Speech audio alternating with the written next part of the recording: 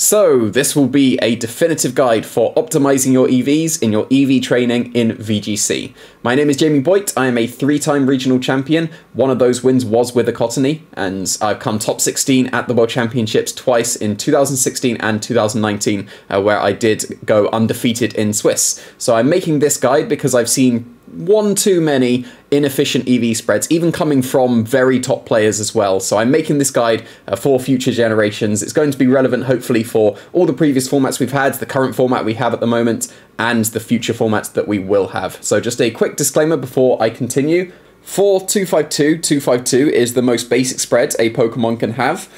Generally, it's unlikely to be the most optimal spread that the Pokemon can have, but even if you just give those EVs to your Pokemon, you're going to be able to win matches. So if you aren't bothered by optimizing your EVs, feel free to just give them 252, 252 spreads. You will still be able to win games.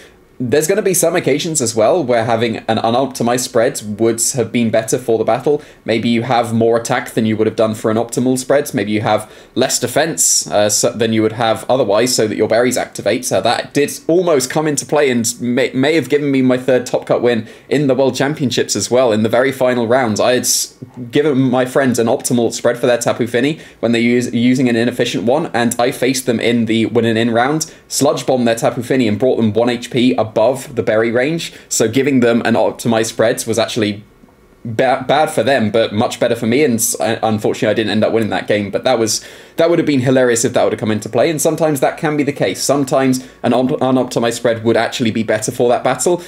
For the most part, optimized spreads will win you more matches than unoptimized ones, but that can come into play. And really, you don't need to worry about optimizing too much unless you're playing at a tournament level. If you're going into a tournament, it's obviously better to have optimal Pokemon, but if you're just playing for fun, if you're just playing on the ladder, it doesn't really matter. Just do whatever's the most fun for you. So why would you bother optimizing your EVs? What is the point of optimizing your EVs when you could just go 252, 252 and then just move on to the battles? If you optimize your EVs, you're going to know exactly what your Pokemon should be able to survive and should be able to knock out. If you make your own spread, you should be able to get that knowledge. If you haven't optimized your EVs, then your decision making during your battles is going to be a bit more awkward than if you had, because if you know you should survive this attack, barring critical hits, of course, I'm wondering how many times I'm going to say barring critical hits during this video, we will see. But barring critical hits, you know you should survive this attack, you'll be able to make your play with certainty that because your Pokemon will survive, you'll be able to do this. Whereas if you don't have that knowledge, you're going to have to try and take an educated guess on the fly during the battle, and you may guess wrong. And if you guess wrong and you make a play assuming you would survive and then your Pokemon doesn't, or you make a play assuming you won't KO this Pokemon, but you actually do, and then you should have done this other thing, then it's going to be suboptimal. So if you know exactly what you should survive, what you should KO, your decision making will be a lot better during the game as well. If you optimize your EVs, you're not going to waste any of your stat points either.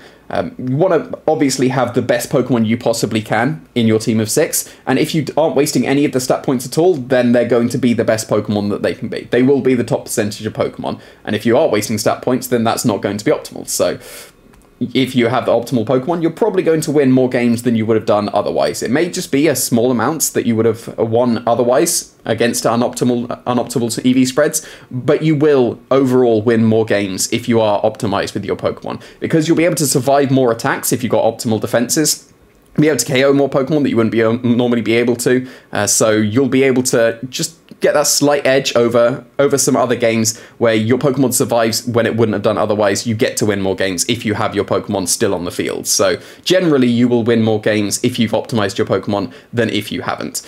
Also, final reason doesn't really matter, but it looks way better. 252 spreads don't look very good. Optimized spreads, if you've got 5 EVs in all the stats, it's just going to look a lot better. It doesn't matter, but it looks way better. So now I'm just going to give a very general flowchart. Of course, there's going to be exceptions to this, but if you are not worried about anything else in this video, then this slide is hopefully all you would need to be able to EV train your Pokemon properly. You should start with the speed stat first, because the speed stat is a very black and white, you outspeed this Pokemon or you do not outspeed this Pokemon. The other ones, the HP and the defenses, can be fiddled about to try and opt to be able to get that survival. The attacks can be adjusted as well to just give a rough KO. Maybe you go for a guaranteed KO or you go for a 93% chance KO.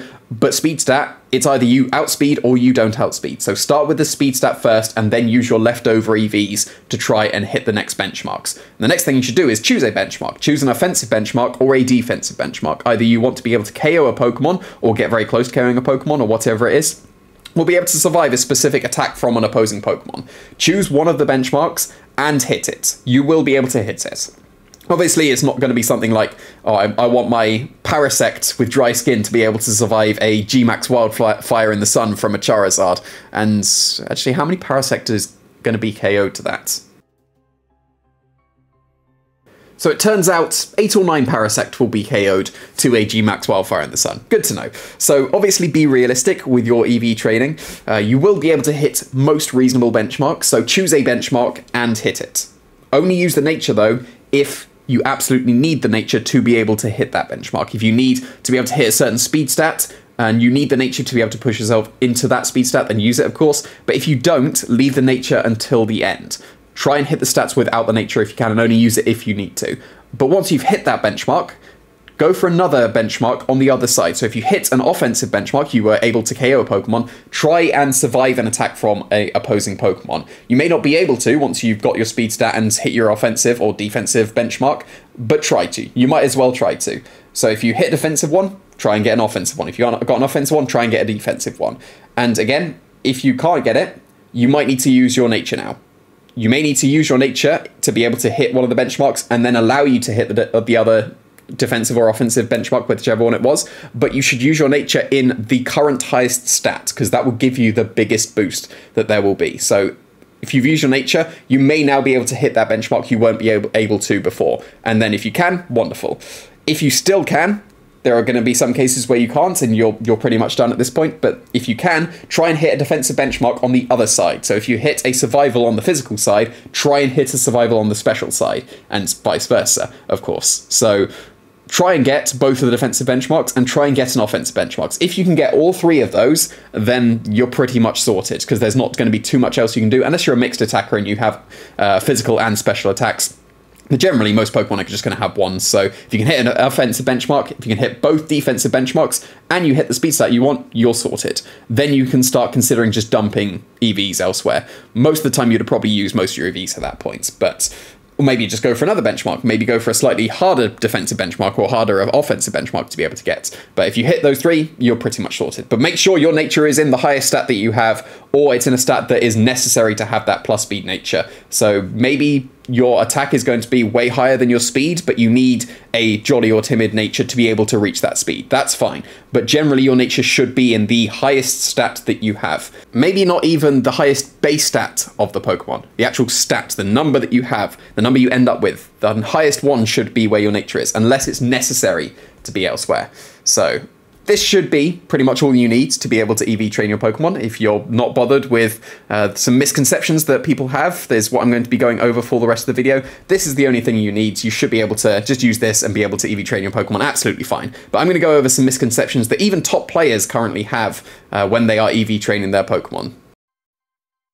Misconception. Having your HP as a number ending in 9 minimizes Life Orb recoil, when in reality, just don't have your HP with a number ending in 0. So this is one of the optimizations that I've seen probably most commonly from people, that if you have a HP stat that ends in 9, then you will take the least amount of recoil from Life Orb. So the way that Life Orb recoil works is that if you divide your HP number by 10, that will be the amount of Life Orb recoil you take. But Pokemon doesn't take into account decimals, they will just truncate, fancy word, not so fancy, chop off the decimal, and just leave the whole number. So in this case, with this Latios, if I have 28 EVs in HP, then I will divide the 159 by 10, I will end up with 15.9, I will chop off the decimal, and then I will be left with 15 Life Orb recoil. So having 159 means that I will take 15, whereas if I had one more HP, one more stat point in HP, I would have 160. And now I would be taking 16 Life Orb recoil, because you divide 16 or 160 by 10 and end up with 16. The misconception comes from saying that you will minimize the amount of Life Orb recoil you would take by having 159 instead of just, say, 155.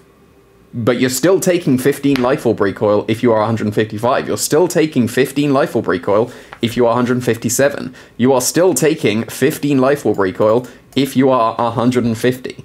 You're going to be taking the same amount of life orb recoil regardless of which stat it's going to be. So it's not actually minimizing the life orb recoil. What it's doing is it's maximizing the amount of HP you have if you've taken 10 rounds of life orb. Because you'd have taken 150 damage if you'd taken 10 rounds of life orb, and you'll be left with 9 HP as opposed to 5 HP. But I would argue that if you've done 10 life orb attacks, you probably won the game at that point, and it won't matter that you will have just a tiny bit more HP left over after all that recoil. So really, it does not matter what HP stat you have. Just don't have it ending in 0. You don't really need it ending in 0, because then you might as well be 159, or not even 159, just something ending in 9 as opposed to something ending in 0. You might as well be 169 instead of 170, etc. But it doesn't matter what your life orb, or what your HP is going to be for life orb recoil. Really doesn't matter. Like, you don't need to end in 9 at all, because you'll still take the same amount of recoil. And if you are slightly lowering your HP, especially relevant for Dynamax formats as well, which we are still technically in at the moment, as at the time of recording of this video, of course, maybe Dynamax disappears in the next generation, fingers crossed. But if you are a Dynamax Pokemon, most Life Orb Pokemon want to Dynamax, so if you are Dynamaxing, you are doubling your HP, but you are not doubling the amount of Life Orb recoil you would take. So the more HP you're investing, when you're in Dynamax form, you're still taking the same amount of HP, but then when you lose the Dynamax form, you go back to half of what you are currently at. So the Life Orb recoil actually doesn't really matter too much in that regard if you are Dynamaxing your Pokemon. 1 stat point is still 2 in Dynamax, so it won't matter if you're taking just 1 extra Life Orb recoil in that regard. So yeah, this is one of the... It's not that important, and it doesn't really matter if people go to something 9 as opposed to just any other number, except for 0, don't go 0. But this does not minimize Life Orb recoil. You are still taking the same amount of Life Orb recoil. It really does not matter what HP stat you hit if you are Life Orb, except for 0. Don't end in 0. So I'll just show you a couple more of these that I've seen. So Salamence is a bit more of an awkward one. So because your starting HP is a number that ends in 0, do you just go 4 HP? But then you're only 2 above, and so you can't really go down to the next. The next one would be 60, 80 Vs into HP for Salamence before you would hit the optimal EV number for Life Orb recoil. Whereas it doesn't really matter. You are still taking 17 recoil. You are still taking 17 recoil. It doesn't matter. Just go 4 HP. Because if you're just 1 above, that's fine. You will need to have taken 3 Life Orb hits to have 1 less HP than if you would have had otherwise if you were just down here instead. So, doesn't really matter.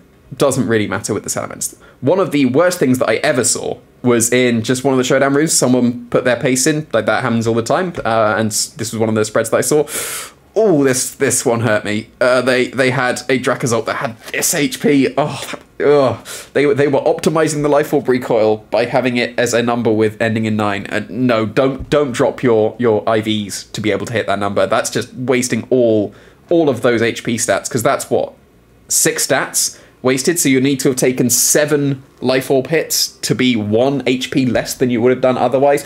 Don't do that. Don't drop your IVs. That's happened before in VGC 16. I know that some people, because Rayquaza has the same thing for Salamence, it's got a number ending in 0 normally. Some people would go 29 IVs. That's okay.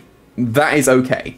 If you're just dropping 1 stat point to be able to do that, could be. You probably shouldn't, and you probably still should go with this instead. But yeah, it won't matter too much in that regards. But yeah, you probably should just still put it into the HP. Won't really matter too often, but don't drop your IVs all the way down so that you get this. That's just horrible. And it's just, if it works out like this, say for example you want a Weavile that outspeeds the base 110, so it outspeeds a Latios, just maximize attack. Would have 31. If it had attacks, I would just give it an attack so it does that. And then you just dump the HP left over. See here? Oh, it hits 160. In this case, you might as well lower it by 1.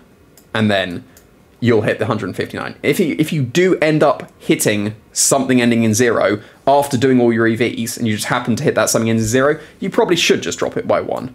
But otherwise, if you end up with, say, 155 stat, you don't need to raise it up to 159 or lower it down to 149 just to get that life orb number. Life orb number, don't worry about it. It really, really doesn't matter. Misconception. Having your HP as a multiple of 16 and then take away 1 minimizes sand or hail chip, when in reality, just don't be a multiple of 16. But actually do be a multiple of 16 sometimes. So this is the one that I've seen alongside life orb that is probably the most common optimization that people go for with their HP numbers. So in this case, if I go max HP on my Togekiss, I am hitting 192. So 192 is a multiple of 16. That means that if I were taking any sand or hail chip, I would currently take 12 damage in sand or hail chip. Because the way that it works out, just like with the life orb, where you divide by 10, in this case you're taking a 16th, so you would divide the HP number by 16. 192 divided by 16 is 12, so I would take 12 recoil in the sand or hail chip. But whereas if I would have 244 HP EVs and have 191, I'm going to take 11 recoil in sand or hail chip, because like with the life orb as well, you would divide it by 16, you would end up with 11 points some decimal number, and then you would chop off that decimal and end up with 11 recoil instead. So if you have just one less than the multiple of 16, you will take 11 HP in recoil. But it's the same as life orb. Any of these numbers, all the way down to 176, all the way up to 191, you will still take 11 damage in sand or hail. So it doesn't matter that you are one below the number that would tick you over. You can beat any of these HP stats and still take the same amount of recoil. So it doesn't matter at all. It really doesn't matter which HP stat you're at. If you want to optimize for sand and hail, don't be a multiple of 16. That's it. That's fine. That's all you need to know. However, there are cases where you do want to be a multiple of 16. For example, if you are, not leftovers, if you are leftovers on your Pokemon, then you would recover a 16th. So you want to be recovering the most amount of HP as possible. So if you optimize for sand or hail, you would recover 11 HP with leftovers, whereas you would recover 12 HP if you were the 192. So in that case, being 16N would be better than being 16N minus 1. But again, you would still recover 11 HP all the way between these. So if you're 175, that would be bad. But any of these are absolutely fine for leftovers. Doesn't really matter. It's not 192. That is actually better, but it would be the next one. So it doesn't really matter whether you are any of these HP numbers. You are still getting the same amount of recovery. It doesn't really matter. In the same regards, Rillaboom sets grassy terrain. It's the same as leftovers. You might as well optimize your Pokemon for grassy terrain recovery if you want to be getting that grassy terrain recovery like with the leftovers. You want to be getting at least a 16N as opposed to a 16N minus 1. But it doesn't matter if you're in between. If you have 199 HP, you will still recover the same amount of HP as if you were 192. It really doesn't matter just being in between. Just don't be the either side of the one you shouldn't be. So with a Rillaboom, don't be 191, you should be 192. If you are optimizing for sand or hail, just be 191 instead of 192, but it doesn't matter if you are anything in between. However, I would argue that a lot of Pokemon, especially in this, currently, we're in the, not format as such, but currently Brilliant Diamond and Shining Pearl have a doubles format, and Staraptor is pretty common in that. So I would argue that even if you are optimizing for sand or hail, for example, we're going to have to get a Pokemon with higher base HP than 85, so we will go for, let's go Garchomp. Garchomp would be a good one, because I know that that's underneath otherwise. So you see here, 183. But you want to optimize it for hail chip, so you only go for 60. Whereas, even though you will take slightly more recoil by having this, that means you will be able to survive a Staraptor Final Gambit. Because Staraptor's max HP is 192, so Garchomp, it's going to take more chip from hail, but it will be able to survive a Final Gambit. Guaranteed. Absolutely will 100% survive that Final Gambit if it's a full HP. So, going suboptimal with the hail chip for Garchomp is actually better because you'll survive 100% survive an attack from the Staraptor. So it's definitely going to be better to be able to slightly unoptimize for that so that you can be much better in the other regard. But it's just like Life Orb, it doesn't really matter if you're in between. Just don't be either side of the changeover points that you shouldn't be. Don't be at that point if you want the life leftovers or grassy terrain recovery. Don't be at that one if you want to optimize for sand or hail, but it really doesn't matter again. Misconception.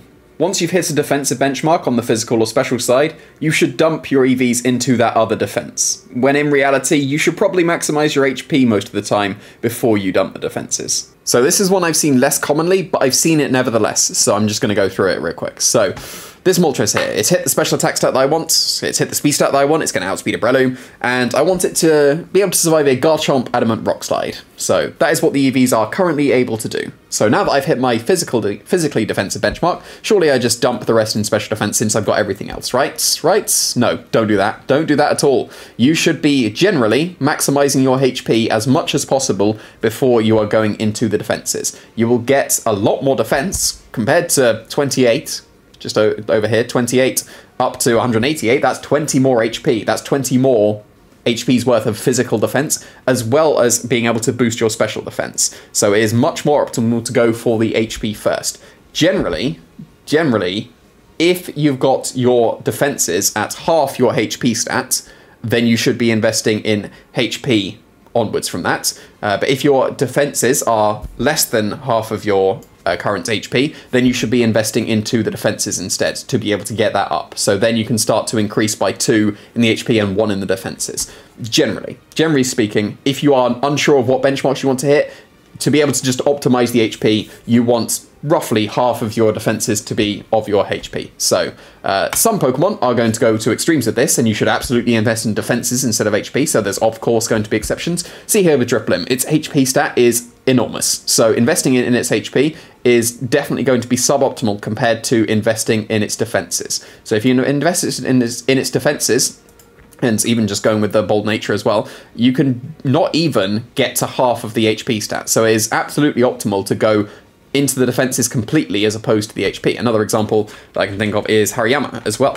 Hariyama has a very high base HP compared to its defenses. So rather than investing into the HP, you should be investing in defenses with Hariyama. So here, you should probably be able to stop at 109 there, and then you would want to go into HP if you're hitting defensive benchmarks onwards for the Hariyama. So yeah, there's going to be some extremes that are going to be exceptions to the rule, but generally you want to be investing in your HP stat instead of your defenses if you are trying to get bulk first. Generally, try and increase your HP stat to its maximum before you hit the defensive benchmarks. Then you can start investing into the defenses to be able to get those defensive benchmarks, especially for Pokemon like this Rotom here. Absolutely go max HP before you think about start investing into any of the defenses, because its HP stat is so much lower than its defenses. So just general rule of thumb, it won't apply to all of the cases, but generally try and get half of your HP as your defenses before you are investing any more into the elsewhere, and then you can decide whether you need more HP or more defenses. And if it's lower, invest into the defenses first.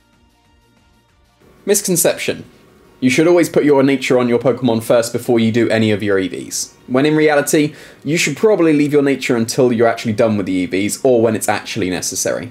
So this is something I'm still seeing far too often. People are still putting the nature first to hit a benchmark and then putting the EVs elsewhere, whereas it should absolutely be the other way around. So this is an example of a Pokemon that I saw. I remember that the Gastrodon was Bold 4. I can't remember the exact EVs elsewhere, I've just put them randomly, but I remember that it was Bold 4, which obviously hit a benchmark, and then the EVs went elsewhere. So if you have a look at the stats here, the defense is not the highest stat. The way that natures work is it gives you a 1.1 times boost to that stat. So obviously the bigger the number, the bigger the boost you're going to get with that 1.1 times. So if you go for the bold stat and boosting up this nature here, you are getting an increase of 8 stat points. So you see you went from 89 to 97. So you could do better because these stats are bigger. So if you change, for example, to a modest stat instead, still hit the same numbers. So it was 97 before. You can see here, you've got 24 EVs left over. This is exactly the same Gastrodon as before, except it can be better. I can increase one of the stats, or I can increase stats by 3 more points. So obviously that is a better Gastrodon than the previous one. And I'm just going to make it a perfect Gastrodon because the pink one sucks, come at me. So yeah, this is much better. You're not wasting 3 stat points by using the wrong nature. So you should generally always put your nature in the highest stat that you have. There's going to be obviously some examples where you should not do that. Say, for example, you have a Togekiss that absolutely wants to outspeed Breloom. You can't do that without getting a boosting speed nature. So you do need to go plus speed on that, and then you can outspeed the Breloom. And then if, say, you want to just max special attack and then the rest in HP, you can see that the special attack is significantly higher than the speed, but the speed nature, the timid speed boosting nature, was necessary to achieve that speed. So even though, in this case, the special attack was higher, you need to go plus speed for outspeeding the Breloom with the Togekiss. So there's obviously going to be some examples where you need the nature elsewhere rather than the highest stat, but generally, you should be putting your nature in the highest stat you have. Not even base stat, it's the highest stat that you want. So that will give you the biggest boost, and hopefully will prevent you from wasting any future EVs on your Pokemon. And I probably should mention at the end, because if I'm talking about natures, I might as well mention this. So if you are a plus nature on your Pokemon, then you can see here, if I'm at 130 and I increase the stat by 1 more, then you will be getting 2 points instead of just 1. You get 1 point generally, but when you are a positive nature and you increase at a specific amount, you get 2 for 1. So this is because of the timesing by 1.1. So you can see here, the actual stat at the moment is 120. It is the exact multiple of 10. So at that point, you're going to be multiplying by 1.1 and increasing by 12. Whereas if you are down one less point, you'd be multiplying by 1.1 and getting 11.9. But of course, Pokemon gets rid of the decimal, so you'll be increasing by 11. So you've increased by 1 stat point here, and you've also increased by 1 stat point more because now you're increasing by 12 instead of 11. So some people call this the bump, some people call this the break point. I call it 11N. Like 11N is the preferred one for me. Lots of people have different ways of calling it, but that is, again, something to consider for your EVing. If you're unsure of what benchmark to hit, then you can just go for the 11N at that point, and then that's going to give you 2 for 1, and then you can move on to the next one. If you're just unsure, doesn't really matter too much. If you're hitting like 129 instead of 132, doesn't really matter as long as the benchmarks are correct. If you've got leftover EVs, then it's something to consider, just going up to that 11N, but then that's just going to be a slight optimization. Most people, I think, know about that at that point, but that is still something to consider with the natures for your Pokemon. Misconception. You should maximize your Pokemon's highest stat because that's what they're good at, after all, when in reality it's much more effective if you are investing the EVs into the lower stats. So this one may be slightly less intuitive than the other ones, but hopefully it's going to make sense. So, for example, with Cresselia, you just want it to be really nice and bulky, right? You just go into max defenses, because that's its highest stat. You just want to maximize its potential by increasing its highest stat to the highest it can be. But that's not going to be optimal, generally, in this case. So, for example, this defensive stat is at 120 base compared to the special attack of 75. You've got 140 as opposed to 95. So if you invest 1 EV, well, 4 EVs technically, 1 stat points worth of EVs into the defensive stat, you're going to increase it from 140 up to 141. So if you see here, with this lovely calculator that I've got here, the percentage increase of increasing it by 1 is going to be 0.7%. That is a 0.7% increase in your stat. Whereas if you were to invest it in the special attack instead, then you have 96 compared to 95, and that is going to be a 1.05% increase. So that's 0.3% more of an increase by investing in the lower stat. So if you increase the lower stat with the EVs, that's a bigger percentage increase of using those stat points. And you can see here, going up from 95 up to the maximum that it can be with Cresselia, 139 compared to the 95. So that is going to be, that's not a 3, that is a 3, compared to the 95 is going to be 46.3% increase from its original stat. That's almost a choice specs boost.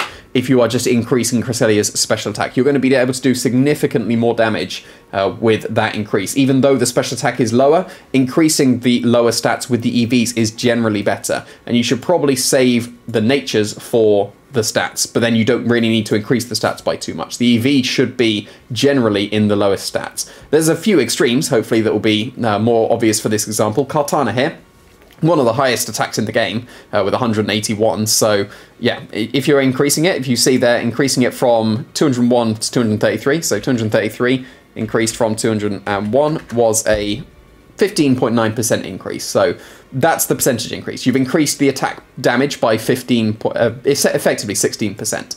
But the special defense is so low on this katana. If you see here, if you just invest just 1 into the stat points, the percentage increase is almost 2% just for 1 stat point increase. And if you increase the special defenses all the way up to 83 compared to 51, 83 would be effectively 63% increase. So compared to the 16% increase of the attacks, you've increased your special defense by 63%. So it's generally more optimal to put your EVs into the lowest stat. Like, it seems counterintuitive at first, but when you hopefully seen the percentage increase, hopefully that's going to make a bit more sense why that is the case, why you should be investing into the lowest stats, because you get what's effectively called diminishing returns if you're investing into the highest stats, because you're probably not going to pick up too many more KOs between the stats. Like a 16% increase in the attack is okay, but it's not going to be too impactful. Whereas a 63% increase in your special defense, you're going to be able to survive so many more things than you would have done otherwise. So yeah, 63% is much better than 16%. Another extreme example with Chansey here, the lowest defense in the game with 5. So you may think, oh, but you'd get so many more stat points from going with a calm nature instead. That's 12 stat points as opposed to, where is it? So bold is an increase of 5 stat points. Was that 5 stat points? I think it was. Yeah, no, 2 stat points. Of course it was. So 2 stat points with the bolds, but that is still a bigger percentage increase compared to the 12 on top of the 125. So it is more optimal to invest completely in the lowest defenses, even though it's only reaching 62, which is abysmal. Of course, you get it higher with the EVO Lite, but that is a much, much bigger percentage increase. What's that? 62 from 27. So 62 is that's going to be a 129% increase. So that is much bigger increase than it would have been if it was just into the special defenses. So hopefully the extremes are making that more obvious, that you should be generally investing into the lower stats with your EVs rather than the highest ones. Generally try and save the higher stats for your natures instead, because you'll get a big boost with them, but invest your EVs into the lowest stats. Misconception. Investing in only 4 stats is wasting a stat point, when in reality, actually, yeah, that's generally true. For the most part, but not always.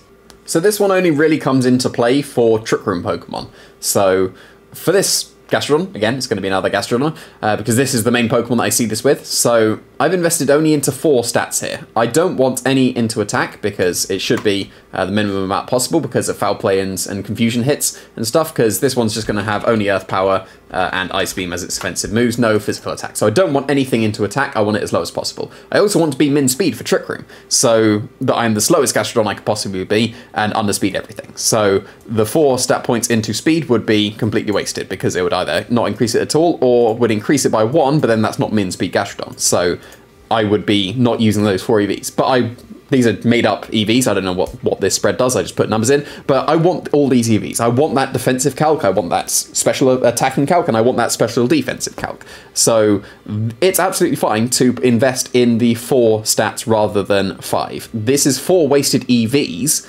but it's not a wasted stat point. Because if you see here, if I was, for example, going to decrease this by 20 EVs here, so I've decreased that by 3 stat points. I'm going to increase now with the rest of the EVs I have left over into the defense.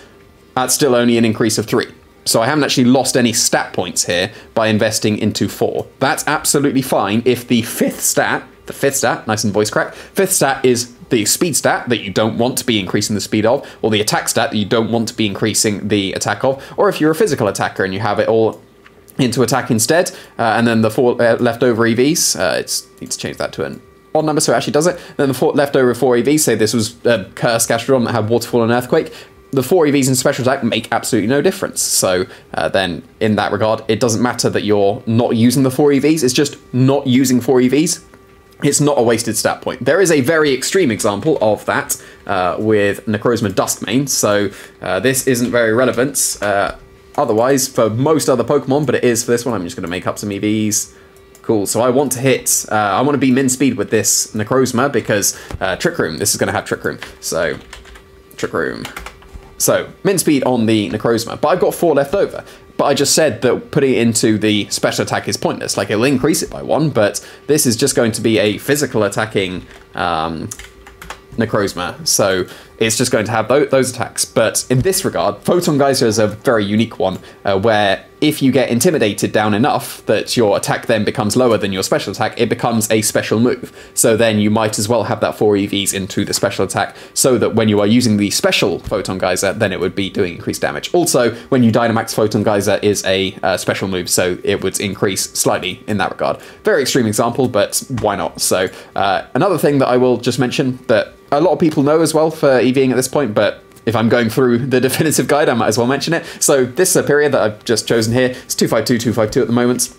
Currently, if I just had the 252s, this is the most basic it can be, but I don't want to hit any defensive calcs. I want to just go max speed. I want pretty much max attack, max special attack, I should say. But if I lower it by 1, just 1 stat point, and then put 4 EVs now into here and 4 EVs into here, then I've got 2 stat point increases. I've increased this one by 1 and this one by 1, whereas if I was just going 252, 252, then I would have only increased the stat point by 1. So generally, it's better to split your EVs. It's generally better to have 5 stat point 5 EVs into different stats rather than 3. So maybe 4 if you're a Gastrodon, maybe some other Pokemon like Hariyama or something. But yeah, generally it's better to have EVs into 5 stat points, because you'll get an extra stat point, because the first EV increase is 4 and then the rest are 8. So because this last one from 244 to 252 was an increase of 8 EVs, you can use those 8 EVs elsewhere as the start point of the 4 EVs of the 4th and 5th stats. So just a very small thing. If you're like a Focus Sash on something, it doesn't really matter if you just go 252, like for example Breloom. If you just go for 252, 252 in the stats, like this is the Breloom I used at Worlds. I didn't bother splitting the EVs, I just went for that. So yeah, like that's absolutely fine. Generally for Focus Sash, won't matter. If you are not Focus Sash, unless the 252 stat that's gone down to 244 hits a specific benchmark, you should probably just split your stats so that you have invested into 5. Just a tiny way of getting 1 extra stat point.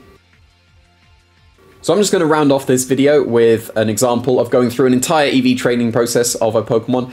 So I've got a random Pokemon generator here, and it's given me a Tentacruel. So I'm going to be EV training a Tentacruel. It's going to be in the, can I spell Tentacruel? Tentacruel, there we go.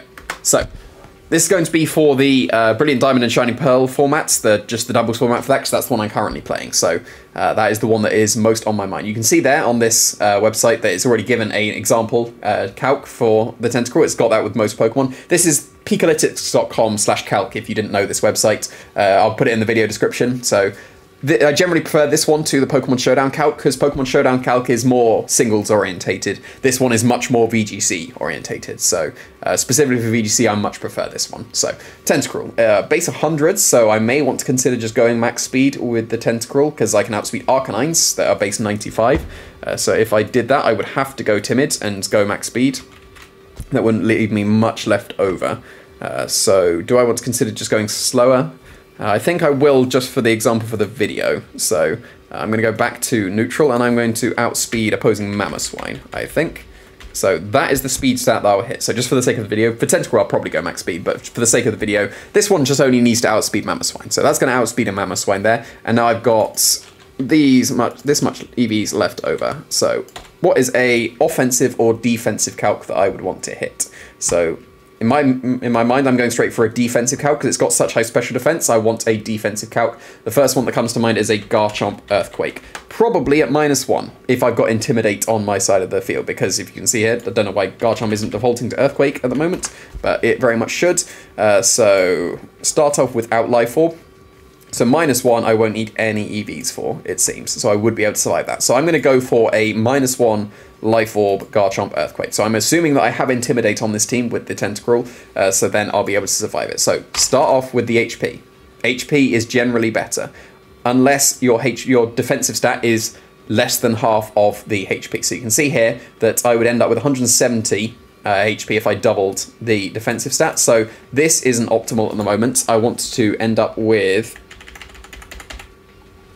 half, generally should go with half of the defensive stats. So now I'll increase this by 2 for every 1 I increase this. So I need to increase like that, so not yet. So 1 for 1, or 1 for 2 I should say, and 1 for 2, still not there. Okay, so there we go. 91 is the one that changed it significantly. So I'm going to go for the 91. And then really I can drop down the HP down to here if I wanted. But I'm going to go for the doubling of the HP for now. And then I will see what things I can KO here, which is not many EVs left over into special attack. So yeah, that's what I'm missing there. It's 44 here. And then I can go up to 44 here. So what KO could I get? Could I KO a Garchomp with an Ice Beam? Could I respond back with a KO with an Ice Beam? Not at the moment, it seems. So that's probably not a calc that I'm going to be able to go for. What else could I go for? A Sludge Bomb into a Breloom is an Oko. Oh, would you look at that? So it's funny when that works out, but yeah, Brelooms are going to be like this, and that is a 93% chance KO if they drop it. Yes, nice. So there we go. Even though, like, obviously they're going to be Focus Sash a lot of the time, but then that is worked out for a calc. So it's not 100%. It is not 100% currently. So what I could consider is going back down to the was it this stat I think it was that was still able to survive that Earthquake, and then I can increase for that to be able to get the guarantee KO, assuming they're not a Focus Sash Breloom. So if I wanted to go for that, then what was the Garchomp like? Garchomp, if I can actually spell correctly, Garchomp, -1, Earthquake, still annoying it doesn't default to Earthquake, but yeah, still able to survive that with some EVs left over, so this is absolutely fine. So I can go for something else if I want it at the moment. So what else could I KO/survive, because I've got EVs left over at this point. What else is relevant in this format? What about Ludicolo? That's got much more special defense than the Breloom does, but I want to, maybe it's not so fast. I want to be able to two-shot it with Sludge Bomb. Okay, so I do, but that's still 2 by 2 HP. Oh, there we go, there we go. So that's another thing. So 98% chance, you might absolutely take that, but for this case, I'm going for 100%. So there we go, and now I just got 8 EVs left over to go somewhere else. So in this case, it should go in HP, because then it's going to be slightly better than the defenses here. So 76 is now my benchmark that I absolutely want, even though I would generally take 98% to hit KO, especially with a Sludge Bomb that can poison as well. But I'm going for the guaranteed 2-shot on, or I should actually go for, no, still with 4 special defense. So most Ludicolo, well, any Ludicolo you really reasonably expect to see will be 2-shot by this Tentacruel guaranteed. So, and then, what did I have left over? So, that was outspeeding the Mamoswine, it was 2-shotting a Ludicolo, and it was still being able to survive the Garchomp at -1, the Life Orb Garchomp at -1. So, that is the EV training done, pretty much, at this point. I could try and fiddle about with the EVs a little bit more. Let's just see if I can get half of it, while still being able to... Oh, there we go. Slightly better. So I've got slightly more HP, which gives me more special defense, while still being able to get that survival. So if you see here, I had, what, this before? And then that was still some leftover EVs, but I still just put it into the HP. So that's still giving a better roll with the defenses. So you've got to decide now whether you want slightly less damage taken on the defensive side or the special defensive side, because I've got slightly leftover EVs to just deal with. So I could go with this one and just still be able to survive while having the most amount of special defense, but because the special defense is so high, I would probably still go for that 91, because that drop is pretty significant, and then just the leftover in HP. So that is going to be my Tentacle spread. So 180, 44, 76, and 204, and I don't even have my nature yet, so I can go even better than that, it seems. So what can I do with that? So I'm going to say I want to go with Calm for this one, because, like I said, put it into the I was going to say highest stat. The highest stat would have been speed, but it was unnecessary for that. So then I can put it into Calm and have that as the highest stat. And then there we go. That is a Tentacruel EV'd, ready for Brilliant Diamond and Shining Pearl. So hopefully this video was useful. Hopefully you learned some things about optimizing your EVs, and I very much want to see less mistakes made after this video has gone out. So if there's anything that you think that I missed, please put them into the comment section of this. Also, please consider subscribing. I don't usually say this at the end of my videos, but I'm so close to 5,000 subscribers.